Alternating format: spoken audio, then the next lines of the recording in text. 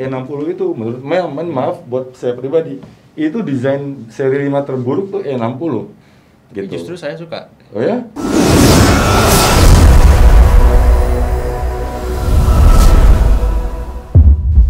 Halo, kembali lagi di Carvaganza and let's talk about cars. Udah lumayan lama nih kita nggak update konten. Kebetulan ini juga udah kita mulai transisi ke era new normal. Udah mulai mau berakhir PSBB ya, mudah-mudahan. Dan sekarang saya udah bareng Bang Munawar Khalil lagi. Kita balik lagi ke segmen yang udah lama nggak kita bikin, yaitu millennial versus kolonial. Halo Bang Khalil. Gimana ini? Kita hampir 3 bulan nggak ngantor, kerja dari rumah. Dan ada lumayan banyak ya hal yang terjadi di industri otomotif. Banyak, global, lokal. Ya walaupun pabrik tutup, dealer tutup, ya, tapi industrinya terus bergerak. Dan selama 3 bulan ini kan kita memantau terus ya apa yang terjadi di global dan isu-isu yang berkembang. Nah, termasuk yang terakhir itu yang menurut kita cukup kontroversial adalah kehadiran BMW seri 4 Coupe, nah, generasi kedua. Betul. Kenapa kontroversial? Banyak yang meributkan grillnya itu nggak biasa. Segede-gede tampah katanya kan, 2 lagi. Nah, jadi malah ada sempat saya lihat itu lagi iseng-iseng buka YouTube kemarin tuh, ada yang sampai bikin parodi. Itu ada yang mamerin grill E30, dia pegang, dia bandingkan dengan BMW yang baru. Yang baru ini, BMW seri 3 yang ke-30 itu, waduh. Dia bilang bisa muat 4 ini. Di dua saking gedenya ya. Iya, saking gedenya gitu. Nah, jadi itu dia yang akan kita bahas kali ini, grill BMW seri 4 yang baru. Nah, kalau kita lihat desainnya, menurut Bang Khalil gimana? Ya makanya jadi kontroversi, karena sebetulnya kalau ngomong perubahan, semua yang hal baru pasti menimbulkan kontroversi, karena orang nggak terbiasa. Ya, shock efek ya? Iya, pasti ada gitu. Nah, setiap perubahan itu efeknya pasti ada cuma 2, suka, nggak suka ya, gitu. Atau yang di tengah-tengah biasanya itu jarang gitu. Kalau yang di tengah-tengah itu memang dia bukan entusias. Jadi kalau memang bukan entusias BMW, ya dia no comment, masa dia bodoh aja. Masa bodoh gitu. Nah, tapi kalau dia senang dengan brand ini, dengan BMW misalnya, ya pilihannya cuma 2. Dia kan take stand ya di pihak yang setuju atau nggak setuju. Betul. Jadi nggak bisa di tengah-tengah itu, gitu. Suka beli, nggak suka ya udah skip gitu. Tapi biasanya seiring waktu yang nggak suka bisa jadi suka. Ya, butuh waktu. Betul. Nah, yang suka juga bisa jadi nggak suka, gitu. Nah, jadi ini soal sebetulnya ini kan baru tampilan awal, baru pertama, jadi orang belum terbiasa, gitu. Soalnya, tapi ada alasan juga kenapa orang shock dan langsung belum apa-apa udah dihujat, gitu. Karena memang grill barunya seri 4 ini keluar dari pakem. Model-model BMW yang bisa kita tarik ke 10 tahun terakhir. Bahkan sampai 87 tahun terakhir, gitu. Dari awal itu kan BMW itu kidney grillnya kan jadi apa ya? Jadi ciri khas. Dia selalu kan slim, vertikal ya. Ini contoh nih misalnya ya. Nah, ini yang paling legendaris kan, klasiknya nih, BMW 328. Ini kan di Concours d'Elegance, ini kelasnya udah sama kayak misalnya yang Alfa Romeo 4C 4C ya. Ini udah kelasnya udah Crown of the Jewel gitu. Nah, Jewel in the Crown, balik. Justru lebih atas lagi ya. Lebih atas lagi. Nah, ini lihat ini bentuknya begini. Tapi kalau kita lihat desain yang ini 328, dia bentuk grillnya kan masih ngikutin bentuk body di bagian depannya kan. Betul. Nah, mesinnya nggak lebar, ngikutin apa ya, dimensi mesinnya mungkin ya. Betul, karena kan zaman dulu itu semuanya inline panjang-panjang kan, gitu. Nah, sampai inline-nya sampai ada yang 12 silinder gitu. Ya. Nah, terus kemudian juga gaya desain dan teknologi aerodinamika kan waktu itu belum secanggih sekarang gitu. Nah, ini misal contoh, kita ini dari tahun 30-an ya. Nah, terus yang lebih tua lagi sama. Ini 303. 303. Lebih gede lagi malah. Lebih gede, lebar, ya? tapi tetap ke bawah, vertikal ke bawah, slim begitu. Nah, sampai bahkan tahun 80-an itu masih vertikal begitu ya. Kita lihat misalnya kayak tahun 70-an mungkin ada Inline 3.0 CSL kan, CSL ya. Terus mana lagi ini? Atau 2002 CS. Ya. Nah, ini masih begini gitu. Sama. Nah, itu evolusinya itu kan baru terjadi di tahun 80-an akhir itu ketika BMW merilis seri 3 E30. E30. Dan tadinya agak vertikal, mulai agak lebar, ya? mengotak begitu. Dan simetris. Yes, simetris. Nah, E34 yang seri 5-nya juga begitu. Ya, terus sampai E38 gitu. Nah, makin ke sini masuk si Chris Bangle. Makin lebar. Kontroversial ya. Ya, nah itu makin bukan mengotak tapi makin apa ya? Horizontal. Horizontal ya, agak bulat gitu ya. Rounded. Nah, sampai ke generasi F kan. Yang si Adrian van Hooydonk yang desain itu. Jadi nah tiba-tiba orang udah nyaman dengan gaya horizontal ya, memanjang ke kiri kanan. Tiba-tiba muncul i4 kan. i4 konsep ya. Ya, konsep. Tapi kan orang kalau lihat konsep, ini nggak akan diproduksi. Kalau yang nggak suka akan bilang, semoga nggak diproduksi. Tapi ternyata seri 4 baru malah ngikutin gaya i4. Tapi kalau kita lihat ke i4, walaupun sekarang belum versi produksi, bulan Maret lalu kan sempat dipresentasikan sama BMW. Kalau grill besarnya itu emang bukan untuk aliran udara masuk, tapi di situ jadi panel ada beberapa sensor untuk sistem autonomous. Betul. Di mobil elektronik ini, mobil elektrik. Ya. Nah, ya tentu dia nggak perlu itu karena mesinnya nggak perlu pendingin kan, gitu, karena dia pakai baterai. Nah, tapi kan jadi sebetulnya kalau teknologi dan fitur lah ya, itu kan bisa aja dibungkus dengan berbagai desain ya.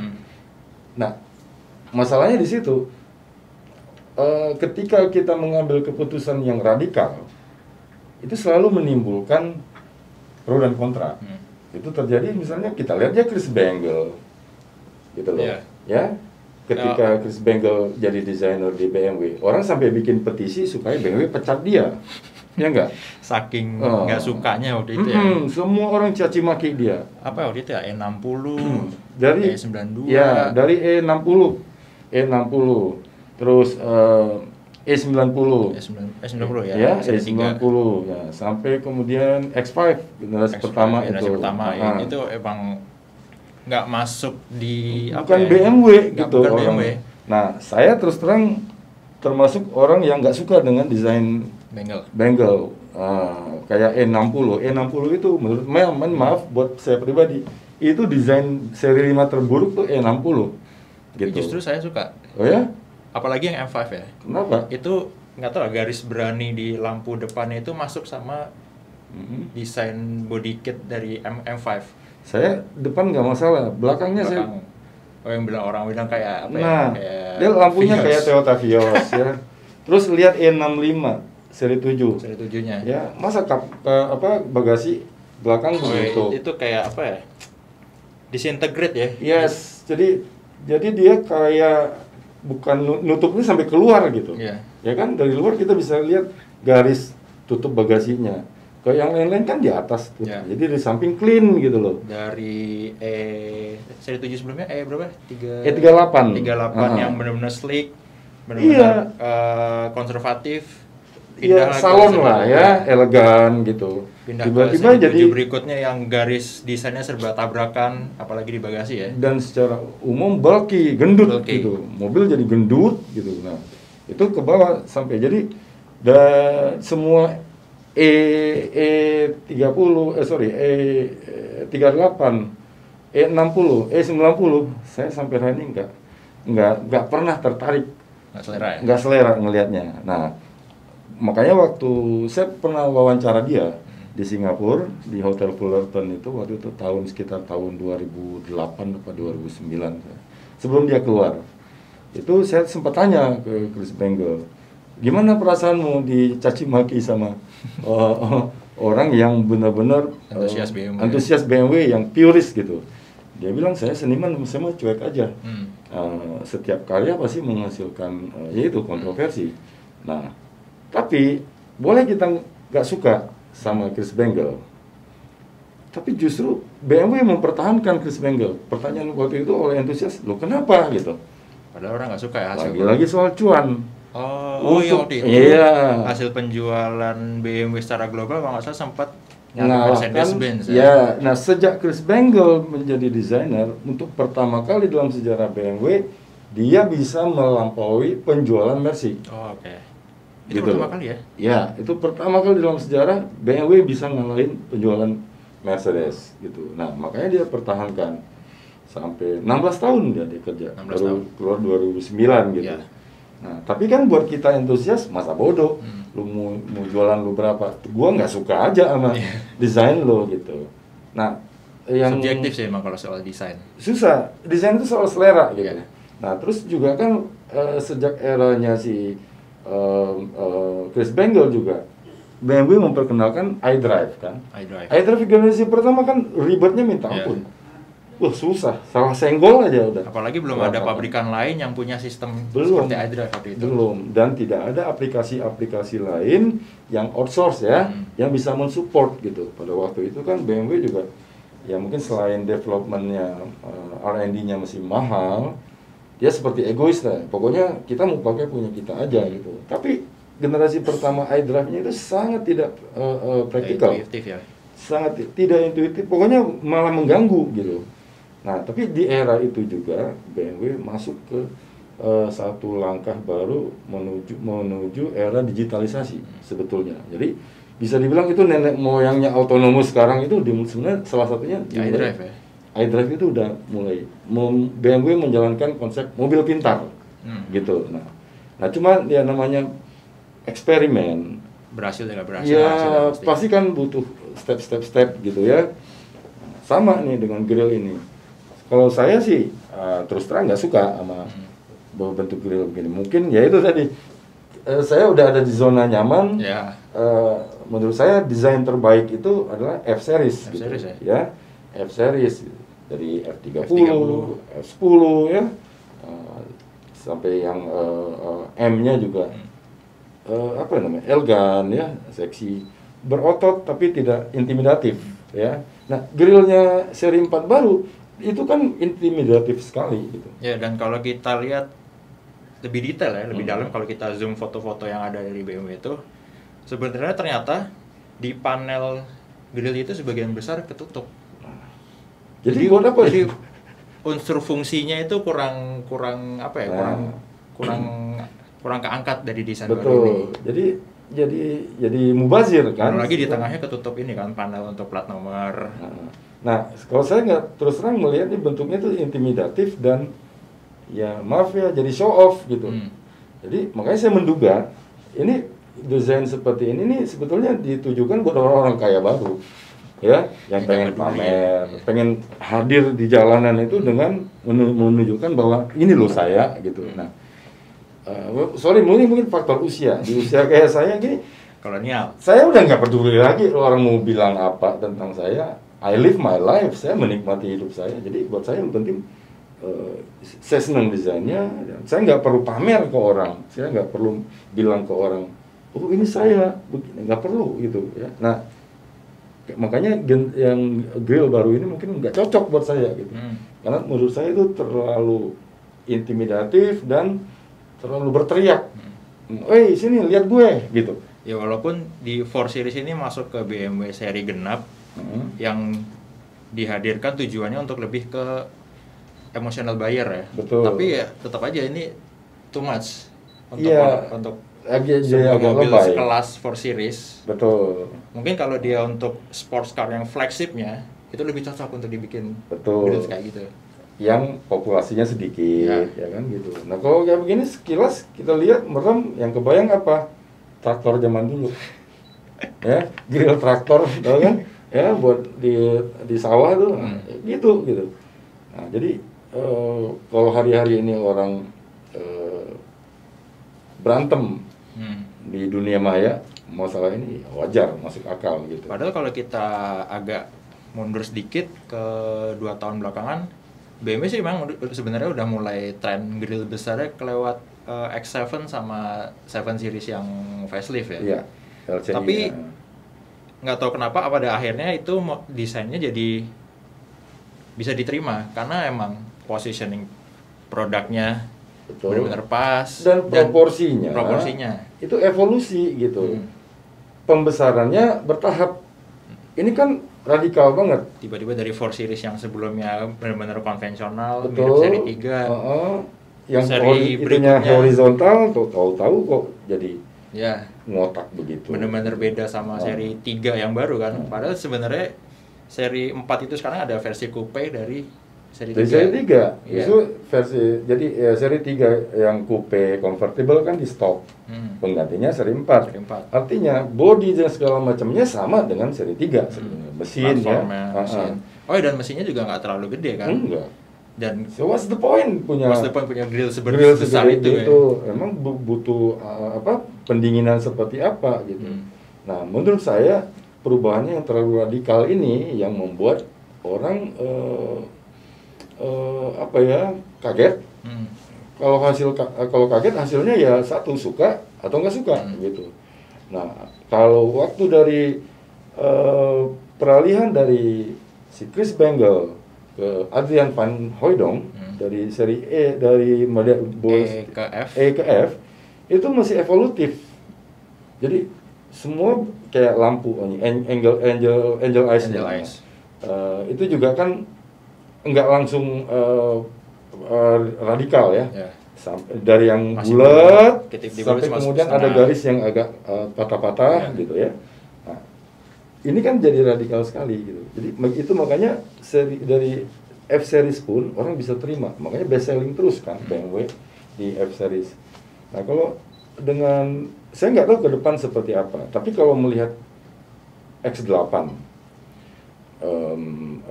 X7 X7, terus kemudian seri 7 yang barunya juga. Nah, sekarang seri 4. Bisa-bisa seri 3, seri 5 berikutnya ya akan seperti ini. Nah, siap-siap. Bahkan seri 8 aja yang sekarang jadi top of the line sports car-nya BMW nggak seradikal itu ya. Lihat kan? Tapi justru dipilihnya di seri 4 coupe. Padahal ya mungkin begini. Mereka hati-hati ya. Bagaimanapun secara populasi nih seri 4 ini akan sedikit karena dia coupe. Ya seri 3 itu kan kayak family sedan lah ya. Yeah. Kebanyakan orang pasti akan apalagi backbone-nya BMW ya. Backbone-nya BMW kan di seri 3 gitu. Mungkin bisa jadi nih menurut saya sih BMW ini cek ombak nih. Cek ombak. Dia lihat responnya di seri 4 ini. Kalau memang bagus, seri 3 mungkin akan ngikut. Tapi kalau dihujat terus yang malam dan penjualannya jelek, mungkin bisa-bisa ya berhenti di situ aja gitu. Poin pentingnya di penjualan ya antara sih. At the end of the day, cuan. Jual. Ya kan? You have to sell more cars and more cars every day. Jadi BMW pasti udah punya hitung-hitungan statistik lah ya, dan dia pasti udah survei juga untuk customer kecenderungannya seperti apa gitu. Nah, makanya menyikapi kontroversi hari-hari ini kita santai aja, kita lihat aja nanti penjualannya seperti apa gitu. Setelah setahun mungkin baru kita bisa tahu tren ini akan seperti apa. Gitu. Tapi mungkin kalau kita ingat statement dari Chris Bangle tadi, ini emang tujuannya si desainer ini agar si mobil hasil yang dia rancang ini diomongin sama orang. Nah. Jadi nggak dapat respon yang biasa-biasa aja. Betul, supaya menjadi kontroversi. Orang kan? nggak apa ya, bukan mobil yang predictable. Intinya ya untuk dijadiin pembicaraan. Artinya dia tidak mau main aman. Main aman. Kalau mau main aman, dia tinggal ngikutin aja evolusi. Ya, Adrian Van Hooydonk itu termasuk desainer yang dia mau aman. Artinya gini, dia nggak mau terlalu kontroversi, popularitas pribadinya nggak terlalu apa. Yang penting company senang, desain kita disukai, dan itu tercermin dari hasil penjualan gitu. Nah, makanya ada yang murni seniman, kayak Chris Bangle itu seniman sekali gitu. Ada yang memang dia punya sisi engineering ya. Nah, jadi pikirin juga engineeringnya. Nah, kita belum tahu nih si Domagoj Duques ini dia cenderung kemana? Ya belum tahu. Ini kan masih anak muda. Ya. Ya. Tapi pastinya setiap desainer punya ego untuk dong. Bisa itu kan signature. Karyanya dia itu dikenang sama orang. Mungkin ini salah satunya bakal sukses untuk diingat orang. Betul. Ini saya bilang si Duques ini seperti yang desain seri 4 ini, ya mungkin seperti Chris Bangle. Suka atau nggak suka gitu. Ya, jangan jadi kontroversi gitu. Nah, tapi lagi-lagi itu kembali ke company. Kalau akhirnya nggak jualan ya ngapain? Gitu. Tapi kalau jualan malah bisa menular kemana-mana ini. Semua seri nanti akan ngikutin seperti itu. Coba tahu ntar kalau misalnya si Duques lebih banyak ngedesain BMW lain, penjualannya bisa lebih. Bisa jadi. Makanya ini lagi. Saya bilang tadi mungkin ini cek ombak dulu. Ya. i4 kan kecil lah ya, itu masih konsep juga. Belum lagi ntar ada M4-nya. Nah, ada M4 lagi kan. Nah, jadi masih harus dilihat ini soal grill ini. Coba kita lihat misalnya yang kita lihat sama-sama sports car-nya ada beberapa. Ini klasik-klasik lah ya. Nah, ini juga nih. Ini kan berbeda nih. Nah, ini 507 justru 507 horizontal. Ini vertikal. Tapi orang masih bisa terima karena masih proporsional. Nah, masih proporsional dan ini menjadi orang-orang bilang salah satu BMW paling cantik. Betul, betul. Nah, ini untuk coupe roadster pertama BMW yang dianggap memasuki era modern gitu. Nah, ini juga penjualannya bagus, sayang di stop produksinya. Dan positioningnya juga ini mungkin waktu itu salah jadi flagship ya. Flagship, bukan model yang diproduksi massal jumlahnya besar. Betul, tapi ya untuk kebanggaannya aja buat dan untuk jadi flagship. Jadi semua orang melihat oh iya BMW bisa bikin itu. Dan ini yang membuat kompetitor BMW pada saat itu berpikir ulang untuk desain dan teknologinya gitu. Dan akhirnya di aplikasi lagi kan desain dasar dari 507 ini ke Z8. Ya. Dari 507 ini pindah ke Z ya sampai ya Z8. Nah, kalau kita lihat seri M juga M8 itu kan tipis sekali malah. M1 bukan? M1 pertama. M1 ya. Terus justru kecil tipis sekali. Itu karena depannya lancip. Betul. Nah, itu tergantung pada eranya. Pada eranya pada saat itu. Nah, sekarang nih yang saya curiga nih. Ini kayaknya grill baru ini dipersiapkan untuk pasar-pasar yang lagi tumbuh. Kayak China. Beberapa negara Asia lah.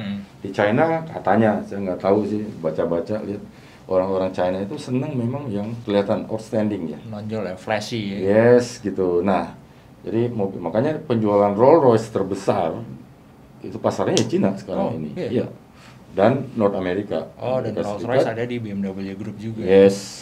Nah, makanya penjualan kayak Bentley itu Rolls Royce Cina udah rajanya deh sekarang. Karena orang-orang di China senang kalau itu jadi simbol sukses mereka gitu. Nah, untuk manggil orang lihat salah satunya antara lain dengan desain yang bold, yang berani gitu. Nah, tapi itu masih harus dibuktikan di pasar. Yang penting adalah grill itu masih ada. Jangan sampai nanti BMW bikin lagi kayak begini, nggak ada grill ya. Saking keselnya. Saking gue bikin apa aja lu protes, ya udah gue nggak kasih grill aja. Lu ribut-ribut ya. Jadi kayak Iseta. Bikin aja kayak Iseta, nggak ada grill gitu. Nah seharusnya mobil listrik tuh begini, Nah. kan nggak perlu grill, ngapain? Simple. Ini aja.